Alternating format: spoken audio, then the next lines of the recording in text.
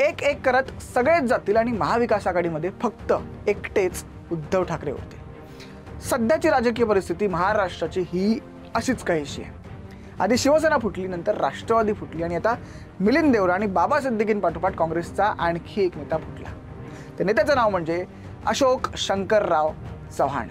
अशोक चव्हाण बंड करणार, अशोक चव्हाण भाजपमध्ये जाणार या चर्चा महाविकास आघाडी 2019 साली सत्तेत आल्यापासून आजपर्यंत दरवर्षी झाल्या। पण आता या चर्चा सत्य घटनेत बदलणार आहेत। त्याचं कारण म्हणजे आमदार अशोक चव्हाण आता माजी आमदार अशोक चव्हाण झालेत। त्यांनी काँग्रेसचा आणि विधानसभेच्या आमदारकीचा राजीनामा दिलाय आणि काँग्रेसमधून ते बाहेर पडलेत। येत्या 14 किंवा 15 फेब्रुवारीला अशोक चव्हाण हे भाजपमध्ये प्रवेश करणार अशा चर्चा आहेत। आता या चर्चा आहेत, ऑफिशियल असं अजून काहीच नाही। आता चव्हाण यांचा एकंदरीत जर प्रवास पाहिला तर तो फार जोरदार आणि धमाकेदार राहिला।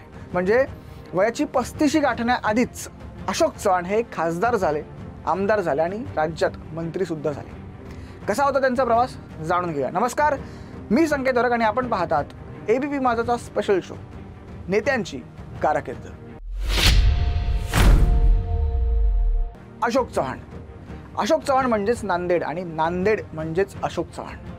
हे समीकरण म्हणजे अशोक चव्हाण यांची ताकद किंवा चव्हाण कुटुंबाची ताकद।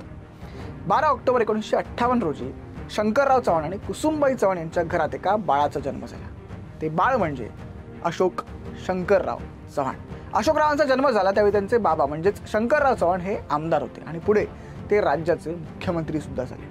त्यामुळे अशोक चव्हाणांचं संपूर्ण बालपण हे मुंबईत गेलं। अशोक चव्हाण यांनी दक्षिण मुंबईच्या सेंट झेवियर्स शाळेतून शालेय शिक्षण पूर्ण केलं।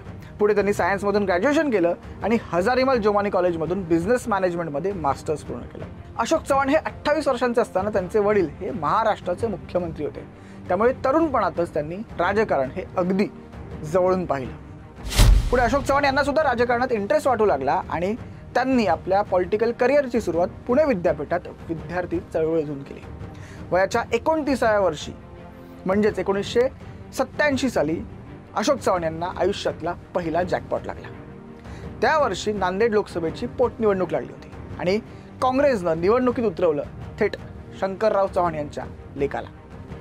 अशोक चव्हाण यांची ती पहिली निवडणूक झाली, निकाल लागले आणि 2,83,000 मतं मिळवत अशोक चव्हाणांनी विरोधकांना धूळ चाळली, अक्षरशः धुळा उडवला। अशोक चव्हाण पहिल्यांदा खासदार झाले। पुढे 1989 साली पुन्हा लोकसभेच्या निवडणुका झाल्या आणि काँग्रेसनं पुन्हा एकदा अशोकरावांना तिकीट दिलं, पण यंदा मात्र अशोक चव्हाण यांचा पराभव झाला। अशोक चव्हाण खचले नाहीत, त्यांनी ग्राउंड लेवलवरती आपलं काम सुरूच ठेवलं आणि त्यांना दुसरा जॅकपॉट लागला, आयुष्यातला दुसरा जॅकपॉट लागला तो 1992 साली। आणि हो, यानंतर अशोक चव्हाण यांची गाडी कधीही थांबली नाही। 1992 साली अशोक चव्हाण यांना काँग्रेसने विधान परिषदेवर पाठवलं आणि आमदार केलं। पण यंदा हे इथेच थांबलं नव्हतं। अशोक चव्हाण यांचं नशीब चमकलं होतं। काँग्रेसनं त्यांना थेट मंत्री केलं। वयाच्या 34व्या वर्षी अशोक चव्हाण राज्यात मंत्री झाले होते। त्यांच्याकडे नगरविकास, सार्वजनिक बांधकाम मंत्री आणि गृह अशी 3 खाती होती।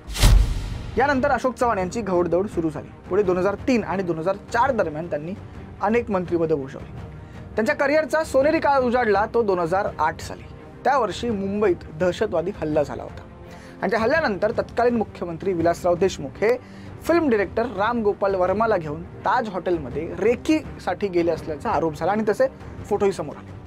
आरोपांच्या फैरी झाल्या आणि अखेर विलासराव देशमुख यांना मुख्यमंत्रीपदाचा राजीनामा द्यावा लागला। आता नवा मुख्यमंत्री कोण अशा चर्चा झाल्या, अनेक नावं समोर आली, पण सोनिया गांधींच्या मनात एकच नाव आलं, अशोक शंकरराव चव्हाण। अशोक चव्हाणांच्या नावावर शिक्कामोर्तब झाला आणि अखेर अशोक चव्हाणांनी मुख्यमंत्रीपदाची शपथ घेतली। अशोक चव्हाण पहिल्यांदा महाराष्ट्र राज्याचे मुख्यमंत्री झाले। आता पुढच्या वर्षी म्हणजे 2009 मध्ये पुन्हा एकदा विधानसभा लागली, राज्यात काँग्रेसची सत्ता आली आणि अशोक चव्हाण दुसऱ्यांदा मुख्यमंत्री झाले। पण हा आनंद फार काळ टिकला नाही। अशोक चव्हाणांवरती 2009 आणि 2010च्या दरम्यान आदर्श घोटाळ्याचे आरोप झाले। ऑपोजिशनने इतकं प्रेशर टाकलं की अखेर अशोक चव्हाण यांना मुख्यमंत्रीपदाचा राजीनामा द्यावा लागला। अशोक चव्हाण पायउतार झाले। पण ते झालं तरी अशोक चव्हाण थांबले नाहीत। त्यानंतर काँग्रेसने सुद्धा त्यांना संधी देणं हे कधीच थांबवलं। पुढे 2014 ते 19 दरम्यान ते महाराष्ट्र काँग्रेसचे अध्यक्ष राहिले। 2014 साली काँग्रेसचं सरकार गेलं तेव्हाही ते आमदार होते आणि 2019 साली महाविकास आघाडीच्या सत्तेत ते पुन्हा एकदा मंत्री झाले. पण आता मात्र अशोक चव्हाणांनी आपला ट्रॅक बदललाय.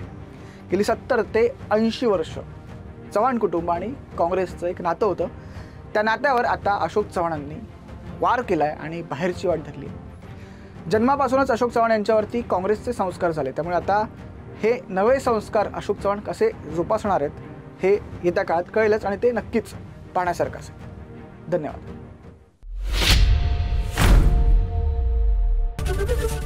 एबीपी माझा, उघडा डोळे बघा नीट.